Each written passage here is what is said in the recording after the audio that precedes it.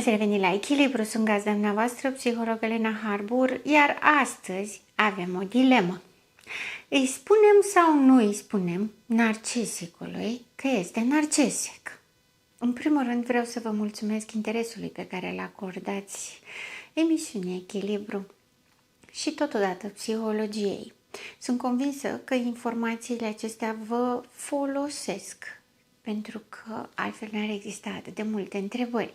Și mă bucur că sunt întrebări și mă simt onorată că pot să răspund la ele. Cea mai frecventă întrebare pe care o primesc este: îi spun narcisicului că este narcisic? Când știu asta, când are toți indicatorii, când este atât de evident, pot să-i spun? Să văd ce spune. Dați-mi voie să vă spun că este, cred că, cea mai mare greșeală pe care puteți să o faceți. În primul rând, pentru că vă expuneți unui pericol foarte mare. Deși există vorba asta în poporul român, că adevărul doare, cu care eu nu sunt de acord, pentru că adevărul este singurul care ne eliberează și adevărul ne ancorează în realitate, iar soluțiile reale, salvarea, dacă vreți, repararea, orice recuperare se găsește în realitate și totodată în adevăr. Ei bine, când este vorba de confruntarea narcisicului vis-a-vis de faptul că este narcisic, nu facem acest lucru. Am să vă spun și de ce. Pentru că intenția nu este nici pe departe să mințim, să ascundem, să tăinuim, să, nu știu, ne prefacem că suntem superiori și avem un secret față de ei. Nu este bine să le spunem, pentru că narcisicul, ca și celelalte tulburări de personalitate, are o viziune unică asupra adevărului.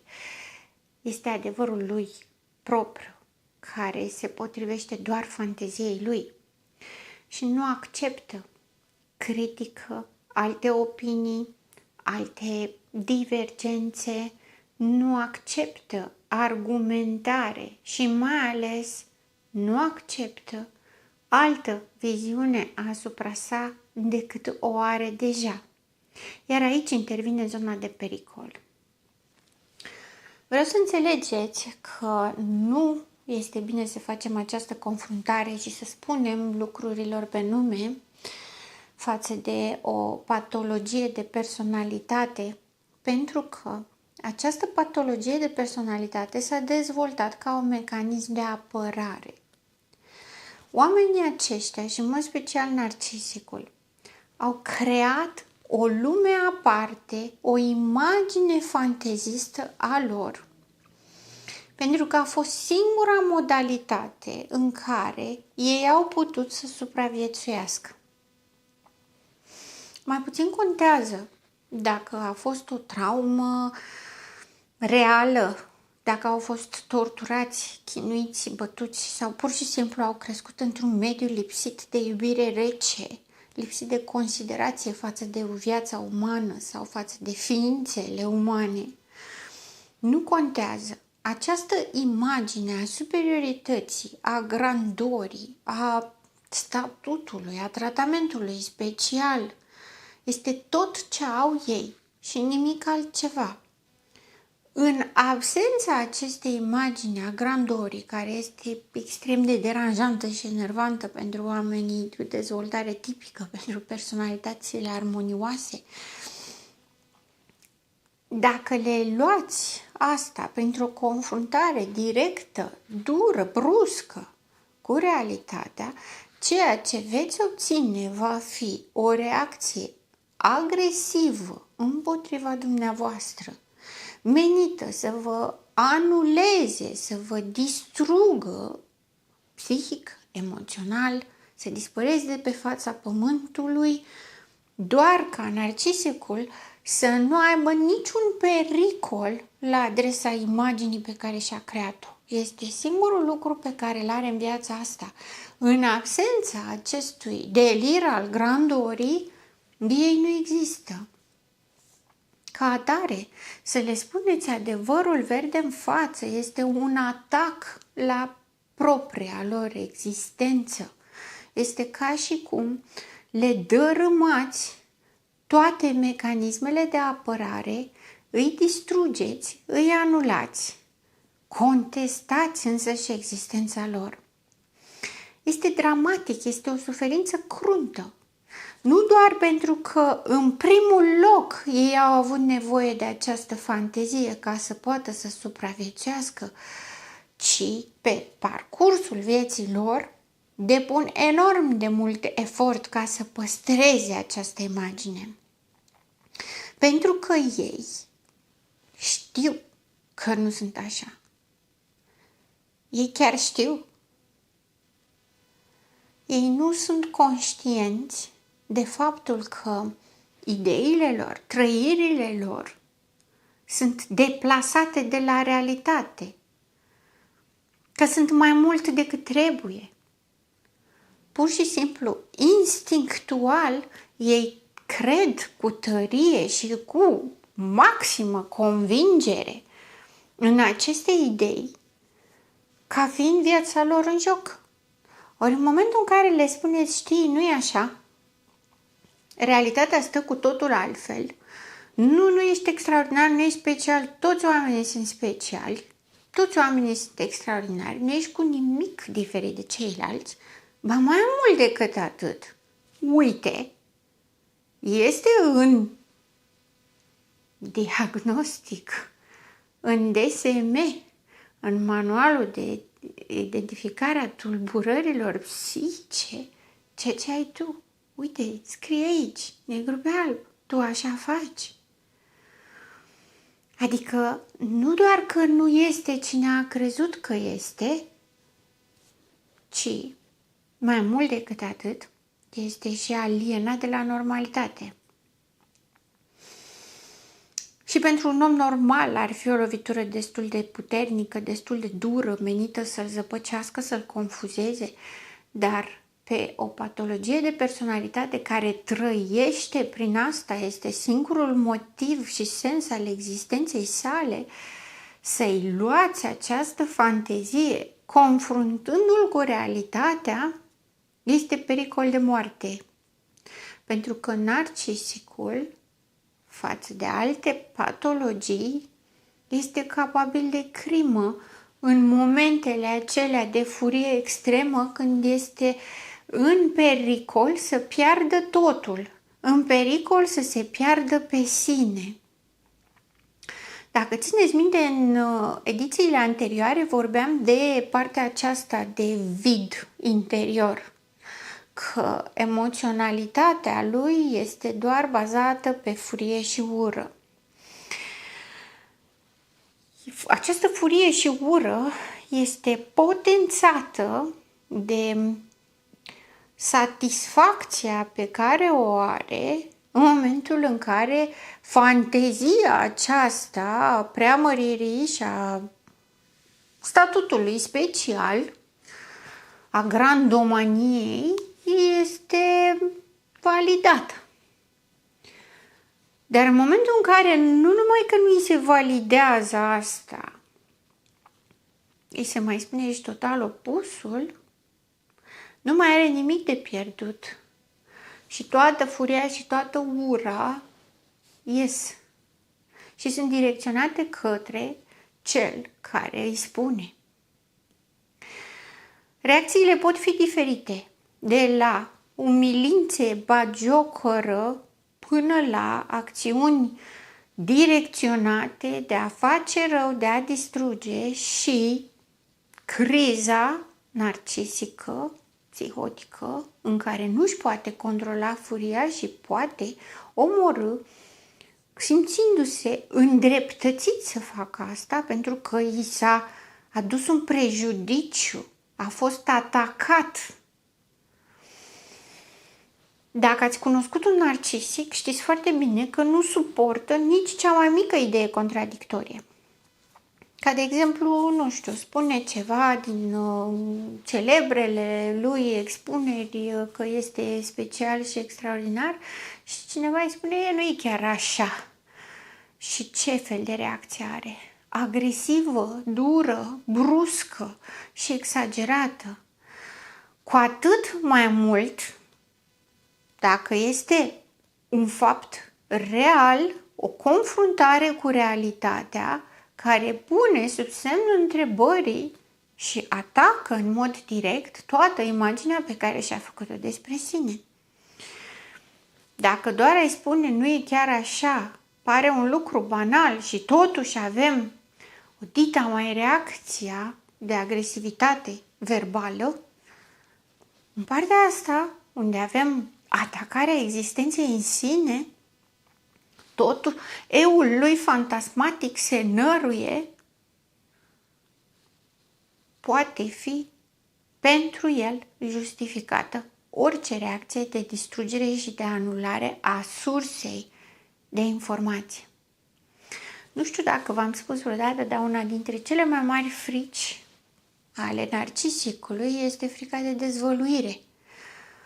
Ca nu cumva cineva vreodată să aibă cea mai mică suspiciune, îndoială sau idee cum că el n-ar fi cine spune că este.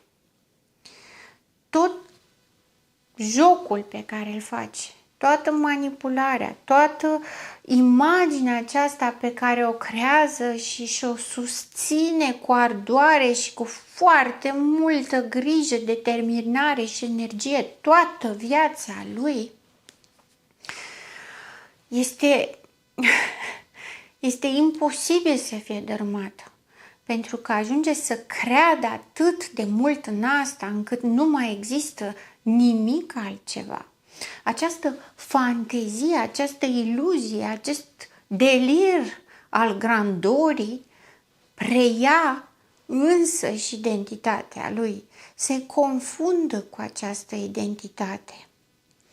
Este ca și cum avem un suport gol pe care îl îmbrăcăm în ceva material, nu știu, poate colorat, poate strălucitor și la un moment dat, dacă scoatem acel ambalaj și rămâne doar scheletul, nu mai știm cine este sau ce este. Capătă sens și are sens și culoare numai cu ambalajul deasupra. Narcisicul a pus acest ambalaj al grandorii și s-a identificat cu el. El nu mai există ca suport pe care s-a pus un ambalaj, nu. El există ca ceea ce a ieșit cu totul după ambalaj. Ori, odată ce i-am scoate ambalajul, n-ar mai rămâne nimic din ceea ce vrea să știe. Pentru că durerea și frica care au condus la crearea acestui ambalaj, la crearea acestei fantezii, acestui delir al grandorii, este insuportabilă, nu poate trăi cu ea. Și ca atare, eul care ar fi trebuit să existe acolo a dispărut complet și a fost înlocuit de această fațadă. Sunteți familiarizați cu termenul de mască socială. Ei bine, la narcisic nu există mască socială. El este masca. Identitatea lui este această mască socială pe care o schimbă după cum este nevoie. O schimbă după fantezia pe care o are în acel moment, după ideea care i-a venit. Narcisicul este mândru cu faptul că nu are un eu structurat. Este mândru cu faptul că este imprevizibil, că tot timpul vine cu o variantă nouă, că tot ce află din exterior îi se pare foarte interesant și măgulitor și de fapt lui i-a venit ideea. El este cel care a inventat știința, planeta și toate lucrurile. Orice idee o aude, el a inventat. Orice lucru nou pe care nu l-a știut, că nu le știe pe toate, îl află pentru prima oară, El știa deja, ba chiar a fost ideea lui, dar i-a furat-o cineva.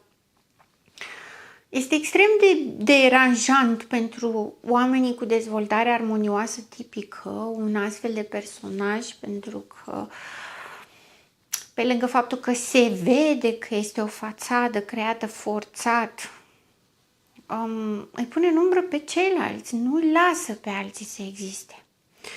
Însă, pentru ei, pentru acești oameni, ăsta este singurul lucru pe care îl au. Și să le spui, tu ești narcisic și faci lucrurile astea pentru că ai o problemă și ar trebui să ți-o rezolvi, este echivalentă cu crima, cu uciderea. Și veți fi vinovați de tentativă de omor, iar el se va simți îndreptățit să facă orice, să scape de persoana care vrea să-l ucidă. Pentru că pentru narcisic lumea este un loc ostil și amenințător. Lumea nu-l acceptă așa cum e. Lumea nu-l recunoaște. Nu-i recunoaște fațada, nu-i recunoaște superioritatea și ca atare se luptă și se luptă toată viața. Asta aviz celor care spun că viața este o luptă continuă. Nu, viața este o luptă numai când te strădui să demonstrezi că este real ceva ce nu este real. Altfel nu ai de ce să te lupți. Sunt situații care ni se întâmplă, da, facem față la ele, învățăm din situațiile care ni se întâmplă, din lucrurile dificile care apar în viața noastră, învățăm să fim mai buni, învățăm să ne dezvoltăm, să creștem. Nu ne luptăm. De luptat se luptă doar patologia, pentru că patologia nu se poate adapta, patologia nu poate fi în armonie cu realitatea, pentru că patologia a creat o lume separată de realitate și filtrează tot ce vine din realitate, filtrează pe propriul său înțeles, le transformă, le modifică astfel încât să aibă loc în realitatea lui, în fantasma lui. Ca atare, da, delirul este plin de idei disfuncționale. Orice zâmbet și bună ziua din partea unei femei pentru un bărbat înseamnă eu sunt special, sunt extraordinar, pe mine mă vrea, m-a invitat să facem sex. Orice comportament politicos din partea unui bărbat pentru o femeie narcisică înseamnă ăsta mă iubește, o să-mi pupe tălpile și o să-mi ofere totul pe tavă, că merit, eu sunt specială, nimeni nu-i ca mine și dacă nu face lucrurile astea, altul. Există o diferență între comportamentul bărbatului narcisic și a femeii narcisice, dar nu acesta este subiectul ediției de astăzi. Indiferent ce metodă ați încerca să îi spuneți unui narcisic că este narcisic, nu va accepta. Cea mai frecventă, dacă nu insistați și doar faceți o sugestie, este negarea și imediat atacul verbal sau umilirea sau jignirea, ca ulterior să constatați că a început să se intereseze, iar ceea ce ascultă, vede, citește, îi va considera pe toți proști, dobitoci și niciunul habar n-are și toți specialiștii care se trezesc vorbind o fac numai pentru că vor să se dea mari, eventual ei sunt narcisici și o fac pentru faimă și bani, poate. Idei la fel de absurde ca și celelalte. De asemenea, mai au delirul persecuției. Consideră că toată lumea vrea să le facă rău și merg până la a crea conspirații. În mod special, persoanele apropiate au complotat împreună să îl pună pe el într-o postură proastă, să-l mintă și să-i ascundă lucruri, ca el să pice de prost și ei să facă pe deștepți. De asemenea, mecanismul lui de proiecție, repet, folosesc lui, poate să fie și bărbat și femeie, însă în literatura de specialitate așa este folosit cel mai frecvent pentru optimizarea explicațiilor, să meargă mai cursiv. Pentru el, având în vedere că are această perspectivă unică, încapsulată, orice vine din exterior este cu potențial amenințător, mai ales persoanele apropiate care au acces la schimbările lui de dispoziție, au acces la momentele la care este pe picior greșit, au acces la momentele lui de slăbiciune. În realitate nu sunt momente de slăbiciune, dar el așa le percepe. În momentele în care lasă garda jos și nu mai face pe deșteptul și nu mai atacă pe nimeni, ci pur și simplu are o pauză, că a obosit sau toată lumea oricum proastă și nu merită să facă efortul să își arate supremația, are momente în care este relaxat. Iar momentele acelea, el le consideră că sunt momente de slăbiciune, iar dacă familia sau persoanele apropiate în acele momente are tendința să se apropie mai mult sau să încerce să-i ofere ceva sau să profite de aceste momente, să-i aducă în vedere problemele din relație, din cuplu, din familie, să încerce să-i dea sfaturi sau să-i atragă atenția asupra ceva, le ia ca pe niște lovituri sub centură, ca în momentul în care a fost prins cu garda jos, trădătorul de lângă el a profitat de asta și era cât face să-l distrugă și așa i-a trădat încrederea. Acesta este un delir de persecuție. Este bine să cunoașteți aceste aspecte pentru că de multe ori victimele narcisicilor care aleg să rămână în relație, aleg din acest considerent că au impresia că au văzut și o parte sensibilă la el, au impresia că au văzut și momentele de relaxare în care poate să fie normal și tânjesc după reîntoarcerea momentelor din perioada de seducție. Este o greșeală să ne axăm pe anumite momente și să nu luăm în considerare tot ansamblul. Așa cum atunci când intrăm într-o relație de cuplu sau ne căsătorim cu cineva, nu putem să trăim doar aspectele care ne plac, ci trebuie să le trăim pe toate. Nu putem să așteptăm, putem, dar este o greșeală, să așteptăm de la narcisic să fie tot timpul ca atunci când el consideră că este manifestată o slăbiciune de-a lui sau era mult prea obosit ca să-și mai folosească energia să fie cine este. Ca să putem să identificăm în mod corect cine este un om, luăm în considerarea majoritatea momentelor și nu momentele sporadice care se întâmplă din când în când. Aș putea să dau exemple, dar prefer să las ideea aceasta să ajungă la dumneavoastră, pentru că sunt convinsă că ați înțeles ce am vrut să subliniez. Ne interesează ansamblul și nu bucățile. Putem să facem o evaluare clară atât timp cât luăm omul în ansamblul lui pe baza a ceea ce face în mod constant și nu separat. Tocmai de aceea